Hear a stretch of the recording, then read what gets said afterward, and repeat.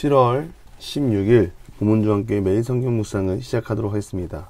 오늘 함께 나눌 말씀은 예레미야 32장 26절에서 35절까지의 말씀입니다.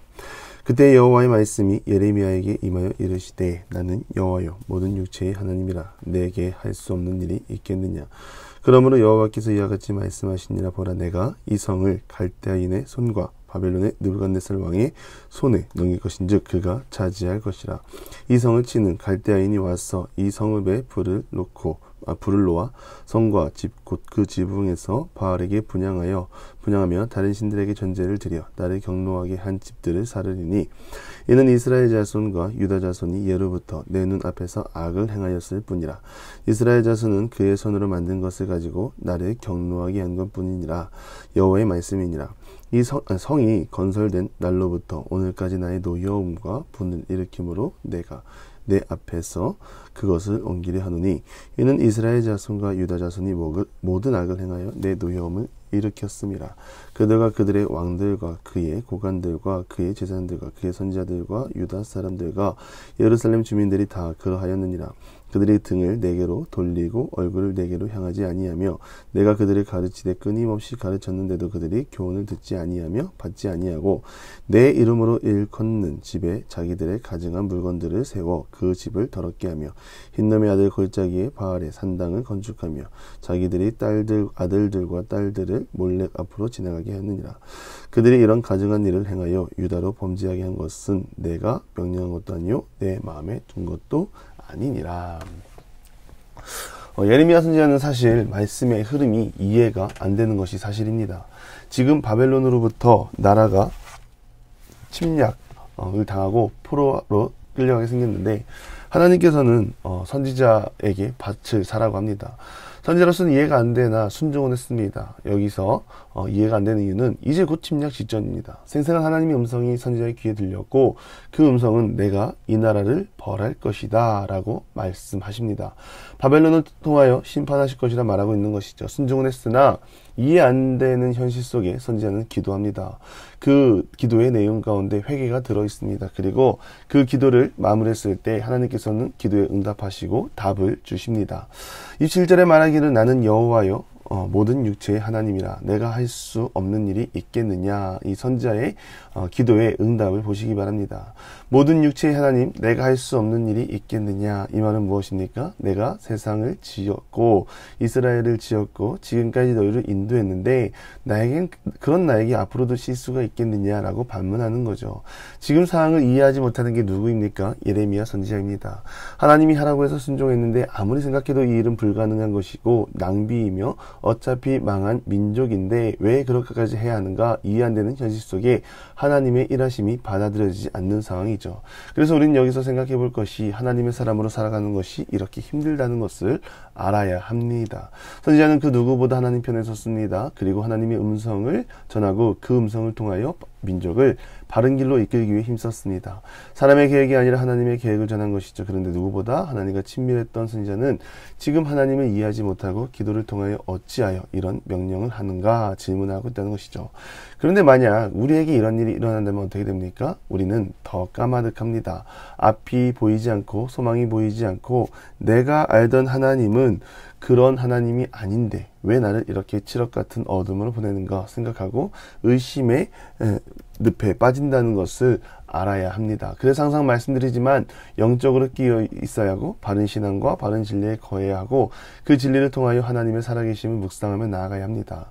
우리가 이 땅을 깨어있는 영성으로 살아가는 방법은 그것밖에는 없죠. 또한 내가 믿는 하나님은 모든 육체의 하나님, 모든 것을 능히 감당할 수 있는 능력이 있으신 하나님이라는 확신도 갖고 나아가야 합니다.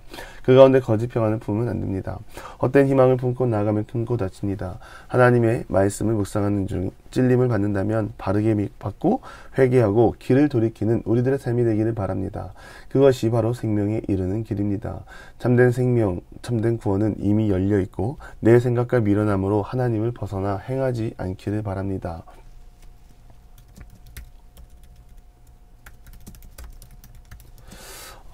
선지자는 질문을 한 상황입니다. 이렇게 나라가 망하고 있는데 왜 이러한 땅을 사게 하느냐? 사실 이것에 대한 답은 내일 본문이고요.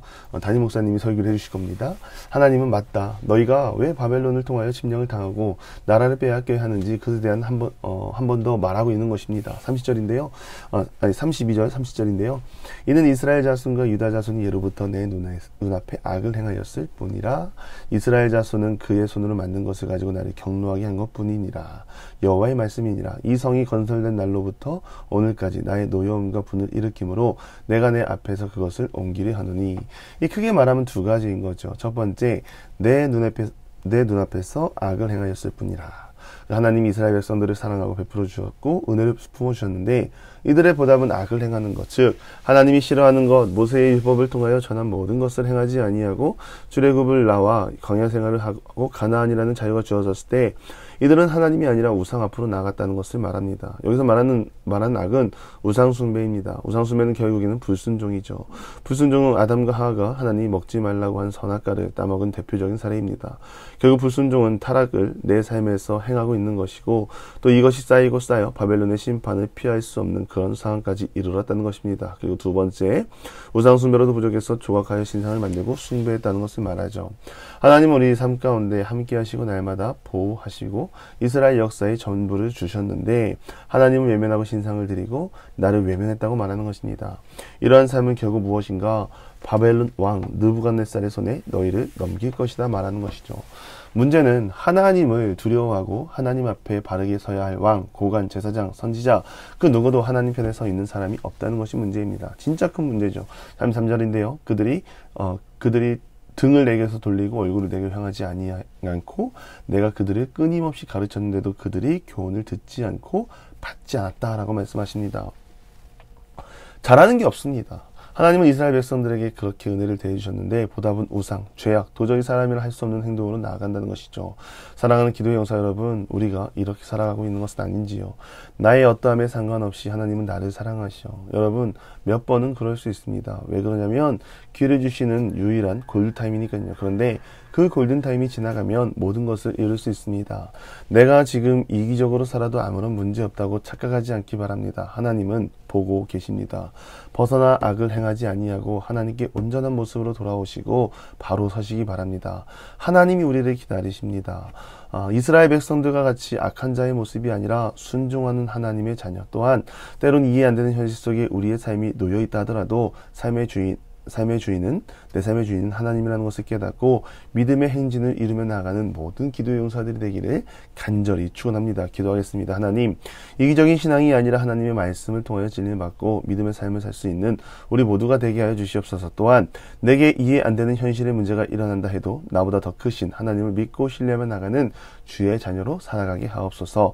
예수님의 이름으로 기도드리며 이제는 우리 구주 예수 그리스도의 은혜와 하나님의 극진하신 사랑하심과 성령의 감화 감동 교통하심이 이기적인 신앙을 내려놓고 하나님을 신뢰하며 능치 못함이 없는 하나님을 믿고 따르기 소망하는 사랑하는 보문종의 모든 기도의 용사 위에 이제로부터 영원토록 함께 하시기를 간절히 축원하옵나이다. 아멘.